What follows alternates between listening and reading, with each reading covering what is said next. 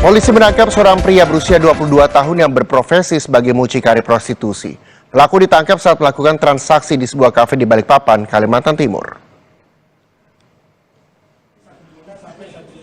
Pelaku menawarkan jasa perempuan kepada sejumlah pria dengan harga 2 hingga 3 juta rupiah. Dan pelaku mengambil keuntungan dari transaksi itu. Dari penangkapan ini, polisi menyita sejumlah barang berupa ponsel dan uang 3 juta rupiah, serta bukti komunikasi terkait prostitusi melalui aplikasi. Menurut polisi, pelaku telah lama melakukan aksi kejahatannya hingga memiliki jaringan meliputi seluruh wilayah Kalimantan Timur. Ini pelaku dikenakan pasal tindak pidana perdagangan orang atau TPPO dengan ancaman hukuman di atas 5 tahun penjara. Kami mendapat informasi bahwa akan terjadi transaksi dugaan tindak pidana TPPO yang akan dilakukan di sebuah kafe.